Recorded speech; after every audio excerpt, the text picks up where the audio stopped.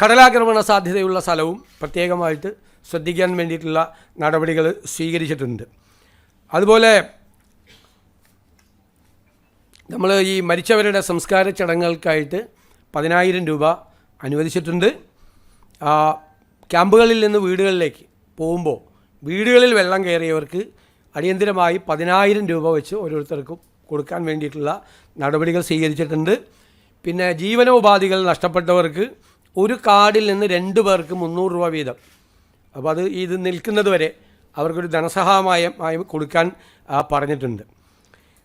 സാധാരണ ഗതിയിൽ കിട്ടുന്നത് മരിച്ചവർക്ക് കിട്ടുന്നത് SDRFൽ നിന്ന് 4 ലക്ഷം രൂപ, CMDRFൽ നിന്ന് 2 ലക്ഷം രൂപ, പിന്നെ PMNRFൽ നിന്ന് 2 ലക്ഷം രൂപ, അങ്ങനെ 8 ലക്ഷം രൂപയാണ് മരിച്ചവർക്കുള്ള ധനസഹായം.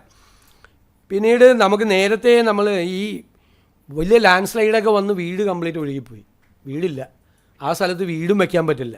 അപ്പോൾ അവിടെ നേരത്തെ കൊടുത്തിരുന്നത് 6 ലക്ഷം രൂപ സ്ഥലം മേടിക്കാനും 4 ലക്ഷം രൂപ വീട് പണിയാനുമാണ്, 10 ലക്ഷം രൂപ. അത് 12 ലക്ഷമാക്കി വർദ്ധിപ്പിച്ചിട്ടുണ്ട്. ആദ്യമായിട്ടാണ് 12 ലക്ഷം രൂപയ്ക്ക് വർദ്ധിപ്പിക്കുന്നത്. വീട് പൂർണ്ണമായും നഷ്ടപ്പെട്ടവർക്ക് നേരത്തെ കൊടുത്തിരുന്നത് 4 ലക്ഷം രൂപയാണ്, അത് 6 ലക്ഷം രൂപയ്ക്ക് വർദ്ധിപ്പിച്ചിട്ടുണ്ട്. സ്ഥലം വാങ്ങി വീട് വയ്ക്കാൻ നേരത്തെ 10 ലക്ഷമായിരുന്നത് 12 ലക്ഷമാക്കി.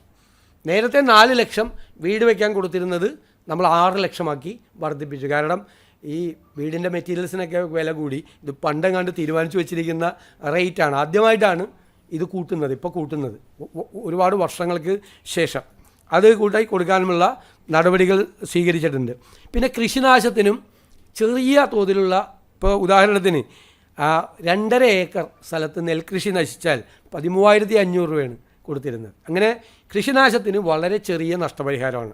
അത് ഒരു പ്രപ്പോസൽ കൃഷി വകുപ്പിൽ നിന്നുകൂടി തരാൻ പറഞ്ഞിട്ടുണ്ട്.